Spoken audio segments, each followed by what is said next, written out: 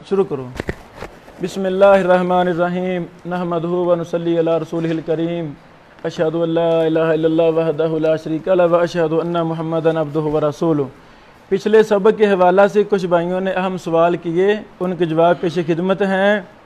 پہلا سوال یہ تھا، کیا طبقات حرف آخر ہیں؟ طبقات المدلسین۔ ہاں بیٹو، جزوی اختلاف ہے، جزوی اختلاف ہے، آپ کو ہر شخص کو کرنے کا حق حاصل ہے۔ جزوی اختلاف کی وجہ سے کلی انکار کر دینا جہالت ہے، علم کی خدمت نہیں ہے، غلط ہے، باطل ہے، مردود ہے۔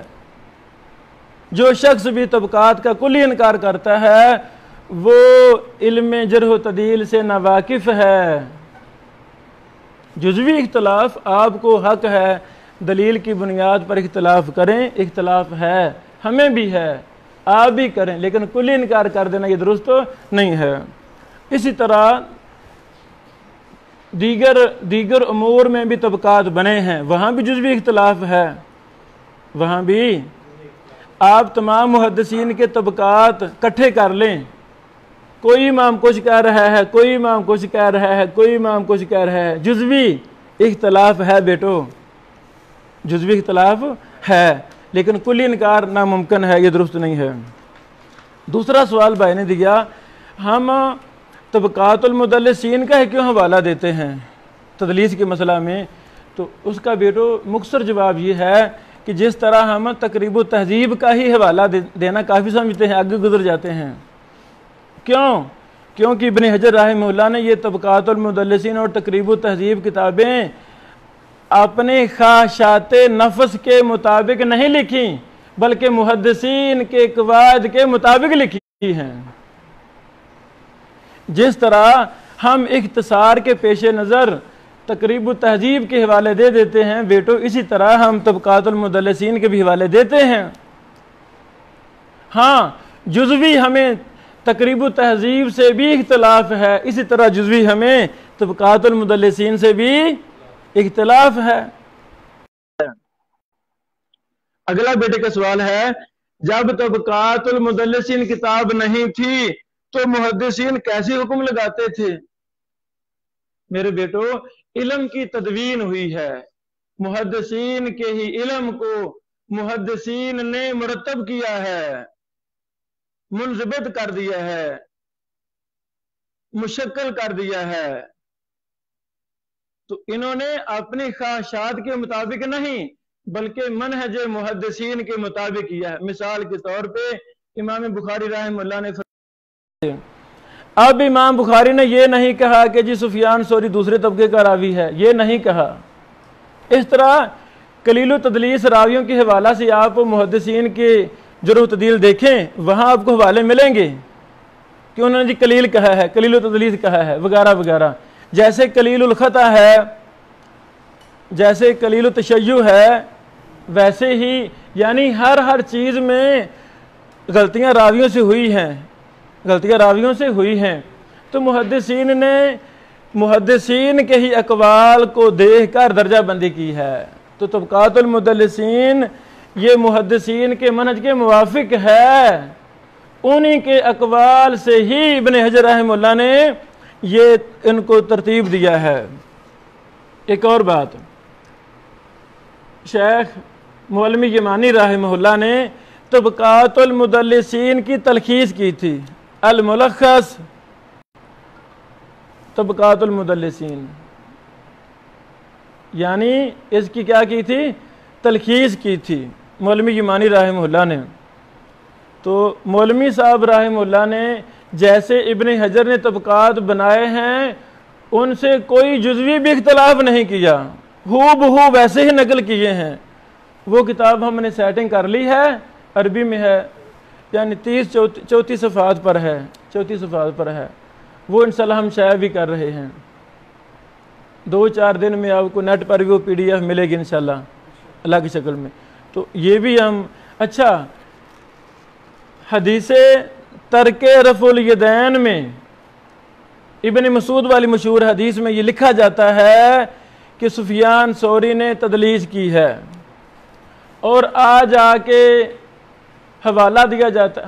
ہم نے تو آپ سے شیئر کیا تھا کہ سفیان ثوری کے ان کی وجہ سے یہ روایت ضعیف ہے. کسی بھی محدث نے کہا نہیں.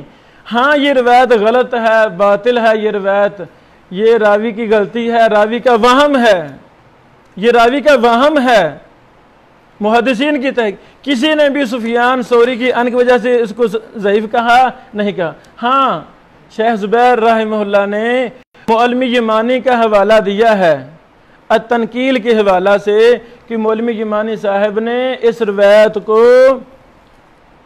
سفیان ثوری کے مدلس کے ان کی وجہ سے ضعیف کہا ہے. یہ حوالہ دیا ہے. یہ میرے ہاتھ میں التنقیل ہے، یہ میرے ہاتھ میں التنقیل ہے معلم یمانی. اس کا حصہ نمبر 2 ہے. 2 میں یہ بحث ہے. 2 میں توجہ فرمانا. پہلا تو جواب ہم یہی دیتے ہیں کہ معلم یمانی رحمہ اللہ نے طبقات المدلسین کی تلخیص میں سفیان ثوری رحمہ اللہ کو دوسرے طبقے کا ہی تسلیم کیا ہے. واضح؟ پہلی بات. دوسری بات لکھ لیں بیٹا، جلد نمبر 2 تنقیل کی صفحہ نمبر 20 اور 21 ہے. 20 اور 21 ہے. صفحہ نمبر 20 میں توجہ کرنا. 20 میں لکھا ہے سفیان ان سفیان یدلس ولم ارى في شيء من طرق هذا الحديث انه تصریحہ بالسماع، کہ سفیان ثوری مدلس ہیں اور اس حدیث کے کسی بھی سند میں میں نے ان کی سماع کی صراحت نہیں دیکھی. اوکے، یہی حوالہ دیا جاتا رہا صفحہ نمبر 20 کا. اچھا، یہی معلم یمانی رحمہ اللہ صفحہ نمبر 21 میں کیا لکھتے ہیں؟ توجہ کرنا. صفحہ نمبر 20 والی بات میرے موافق ہو گئی تو اس کو میں نے حوالے میں نقل کر دیا. ٹھیک ہے نا؟ شور مچا دیا، لو جی مولوی صاحب نے تو کہا ہے. مولوی صاحب کے علاوہ اور کسی محدث نے سفیان ثوری کی ان کی وجہ سے حدیث ابن مسعود، ابو داؤد، ترمذی وغیرہ والی کو ضعیف قرار دیا نہیں. توجہ فرمانا. مولوی صاحب اسی کے آخر میں دوسرے صفحے 21 میں لکھتے ہیں وَمِمَّنْ أَعَلَّ حَدِيثَ سُفْيَانَ مِنَ الْأَئِمَّةِ احمد و ابو داود و ابو حاتم و محمد بن نصر المروزی وغیرہم، اور ان لوگوں میں سے جنہوں نے سفیان ثوری کی اس حدیث کو معلول قرار دیا ہے. محدثین میں سے کون کون ہیں؟ امام احمد، امام ابو داود، امام ابو حاتم، امام محمد بن نصر المروزی وغیرہم وغیرہ. واضح؟ آگے خود لکھتے ہیں خود فَمِنْهُمْ مَنْ حَمَلَ الْوَحْمَ عَلَى وَقِي، ان میں سے کچھ ایسے محدثین ہیں جنہوں نے وقی کا وہم قرار دیا ہے کہ یہ روایت وقی کا وہم ہے. سمجھ لگی؟ وقی کا یعنی مولوی صاحب خود اعتراف کر رہے ہیں کہ یہ فلاں فلاں محدثین ہیں، ان میں سے بعض ایسے ہیں جنہوں نے کہا ہے کہ یہ روایت وقی کا وہم ہے.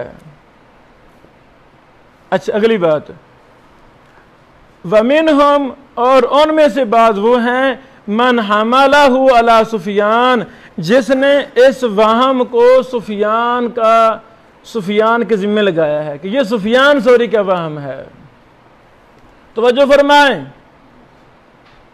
تمام محدثین کی تحقیق میں یا یہ وقی کا وہم ہے یا سفیان ثوری کا وہم ہے.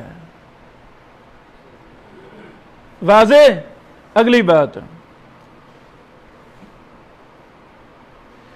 آگے اس بحث کے آخر میں لکھتے ہیں وَالَّذِي يَظْهَرُ، اور جو بات ظاہر ہوتی ہے انہو، بے شک یہ ان کان سفیان دلسہ، اگر سفیان نے اس میں تدلیس کی ہے، سفیان ثوری نے، فَالْحَمْلُ عَلَى شَيْخِهِ، تو اس غلطی کا، اس وہم کا جو شیبہ ہے یا جو وہ نسبت کریں گے ان کے شیخ پر، الذی سمعہ منہ، جن سے سفیان نے سنا ہے، جن سے سفیان نے سنا ہے۔ وَإِلَّا اگر یہ بات نہیں ہے فَالْوَهْمُ مِنْهُ تو وہم کی نسبت کریں گے سفیان کی طرف۔ آگے سمجھو۔ میں یہ آپ سے عرض کرنا، یہ سفر بھی 21 کی عبارت ہے، میں یہ آپ سے عرض کرنا چاہتا ہوں، یعنی ایک بات پہلی ہے، آگے اس کی تفصیل موجود ہے، آگے اس کی تفصیل موجود ہے، ہم تفصیل کیوں چھوڑتے ہیں؟ مولوی یمانی صاحب کی یہ تحقیق ہے، محدثین کی تحقیق نقل کر رہے ہیں، یہ تحقیق ہے، اور طبقات المدلسین کی تلخیص میں مولوی صاحب نے سفیان ثوری رحمہ اللہ کو دوسرے طبقے میں ہی رکھا ہے اور کوئی اختلاف نہیں کیا۔ اچھا، یہ بیٹا امید ہے آپ کو سمجھ لگی ہوگی۔ ایک بھائی نے یہ سوال کیا کہ ایک امام اپنی ایک کتاب میں کچھ لکھتا ہے، دوسری کتاب میں کچھ لکھتا ہے، تو ہم کہہ دیتے ہیں جی اس نے رجوع کر لیا ہے، تو جب تک وہ یہ نہ کہ میں رجوع کر رہا ہوں فلاں بات سے، رجوع نہیں مانا جائے گا۔ یہ بیٹو آپ ایسے سمجھیں، رجوع کرنے والا امام اگر کہہ دے، لکھ دے کہ میں فلاں بات سے رجوع کر رہا ہوں تو کیا کمال ہے، تو بڑے اچھی بات، اچھی تحقیق ہے۔ ورنہ دوسری صورت، جو ان کی بعد والی کتاب ہے اس کی بات کو لیا جائے گا، وہ نہ بھی لکھے کہ میں رجوع کرتا ہوں اور اعتراف کرنا رجوع کا پھر ہی بات لیں گے، یہ کوئی قاعدہ کلیہ نہیں ہے، یہ کوئی قاعدہ نہیں ہے۔ ناسخ منسوخ کی بحث میں آپ نے پڑھا، آپ زیادہ مجھ سے جانتے ہیں، تاریخ بتاتی ہے یا واضح اقرار بتاتا ہے کہ جی یہ پہلے کا حکم تھا، یہ بعد کا ہے، تو اگر کوئی اقرار کرتا ہے مرجوع کرتا تو بہت اچھی بات ہے، ورنہ تاریخ کے ذریعے معلوم ہوگا۔ تیسرا اس کا جواب یہ ہے، علمی جواب، کہ ہم اس محدث کے دونوں کو اقوال کو بھی سامنے رکھیں گے اور دیگر محدثین کے اقوال کو بھی سامنے رکھیں گے، ایسے نا، تو جو ہمیں راجح لگے گا محدثین کے اقوال کے مطابق جو ہوگا وہ ہم لے لیں گے اور ایک کو چھوڑ دیں گے۔ ہاں، پھر بھائی نے کہا کہ یہ کون سا اصول ہے کہ قلیل تدلیس والے کی ان والی روایت آنکھیں بند کر کے لے لیں گے، ہے نا؟ تو اس کا بیٹو یہ جواب ہے، آنکھیں بند کر کے لے لیں گے، یہ مذاق ہے علوم حدیث کے ساتھ، یہ مذاق ہے، یہ محدثین کی محنت سے مذاق ہے، محدثین کے منہج سے مذاق ہے۔ ایسی باتیں ہمیں نہ لکھنی چاہیے نہ بولنی چاہیے، اس سے نقصان ہوتے ہیں، فائدہ نہیں ہوتا۔ ہاں، یہ محدثین کا اصول ہے کہ سکہ راوی ہے، سکہ راوی سے غلطیاں ہوئی ہیں، قلیل الخطا ہے، لکھا نا قلیل الخطا، تو بیٹو سکہ راوی کی روایات کو ہم صحیح ہی کہیں گے انشاءاللہ، وہ صحیح ہیں، وہ صحیح ہیں۔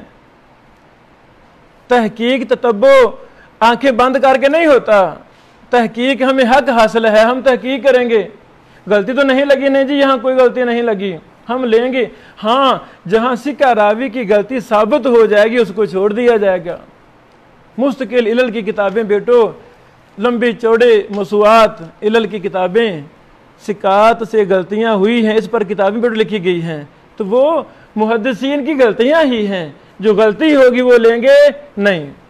تو اسی طرح قلیل التدلیس کی ان والی روایت بیٹو صحیح ہے، آنکھیں بند نہیں کرنا، آنکھیں کھلی رکھنی ہیں، آنکھیں کھلی رکھنی، ہم تحقیق کا کام کر رہے ہیں، ورنہ غلط لکھتے جائیں گے، آنکھیں بند ہوگی تو کچھ پڑھا نہیں جائے گا، آنکھیں کھول کر یہ کام کرنا ہے۔ تو قلیل التدلیس والے راوی کی روایت سماع پر ہی محمول کریں گے ہم ہر جگہ انشاءاللہ۔ ہاں، جہاں کہیں دلائل کے ساتھ ہمیں ثابت ہو جائے گا یہاں اس کی تدلیس ثابت ہے، قلیل کی جہاں ثابت ہے وہ بیٹا ضعیف قرار دی جائے گی، یہ محدثین کا اصول ہے۔ چلو، اللہ تعالیٰ آپ بھائیوں کو جزائے خیر عطا فرمائے۔ کچھ باتیں سے ملتی جلتی بھی ہیں،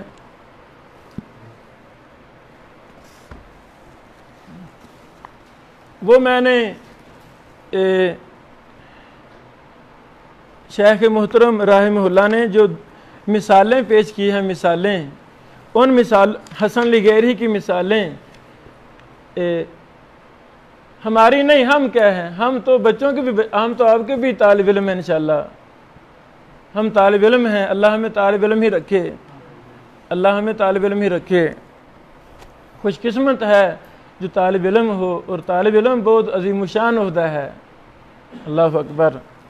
تو بیٹو، شیخ محترم رحمہ اللہ نے جو حسن لغیری کے مخالفین سے کہا، آپ ان روایتوں کو پھر صحیح حسن لغیری تسلیم کریں، محدثین کی تحقیق میں ان میں سے ایک بھی حسن لغیری کی مثال بنتی نہیں، بنتی، بنائی گئی ہیں زور سے، مثالیں نہیں ہیں وہ۔ یہ جلد نمبر 4 ہے مقالات کی، صفحہ نمبر 570 سے آخر تک، 570 سے 584 صفحہ تک، ان 14 صفحات میں شیخ صاحب رحمہ اللہ نے کچھ مثالیں پیش کی ہیں۔ سب سے پہلی مثال پیش کی ہے تلک الغرانیق کا قصہ، تلک الغرانیق کا قصہ۔ غرانیق سے مراد کیا ہے؟ بلند و بالا دیویاں ہیں، تلک الغرانیق العلی وشفاعتہن لترتجی، لمبا واقعہ ہے، اس کا معنی ہے یہ بلند و بالا دیویاں ہیں اور ان کی شفاعت کی امید ہے۔ قصہ ہے، چھوڑیں، توجہ فرمائیں۔ شیخ صاحب رحمہ اللہ نے، پینسل دینا بیٹا، ایک ایک سند پر بحث کرتے کرتے ثابت کیا بھی یہ بھی ضعیف ہے، یہ بھی ضعیف ہے، یہ بھی ضعیف، پھر آخر میں لکھتے ہیں 4 مرسل اور 2 متصل معمولی ضعف والی ضعیف روایتیں مل کر کل 6 روایتیں ہوئیں، اور یہ ساری کی ساری ضعیف ہیں، ساری کی ساری ضعیف ہیں۔ اچھا، آگے لکھتے ہیں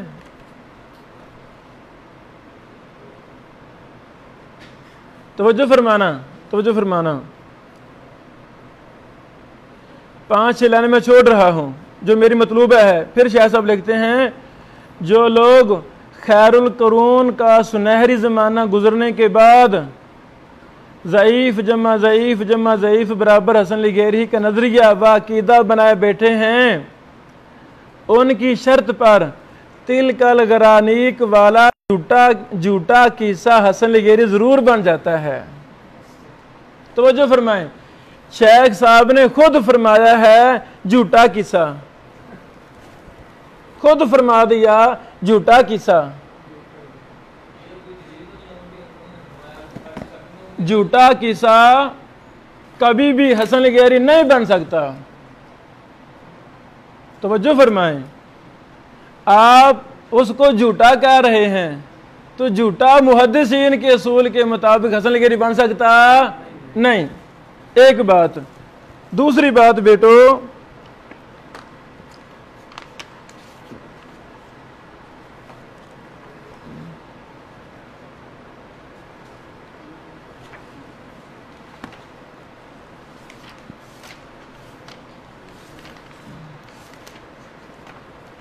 یہ آخری بات ہم کر کے استاد محترم کو بلاتے ہیں، بارک اللہ فیکم۔ توجہ فرمائیں،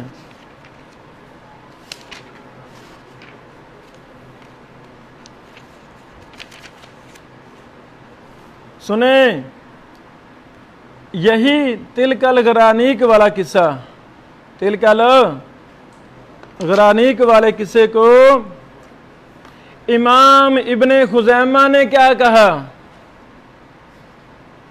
امام ابن خزیمہ جو امام بخاری رحمہ اللہ کے شاگرد محترم تھے، کبار محدثین کے شاگرد، امام ابن خزیمہ نے کہا زنادقہ کا وضع کردہ ہے،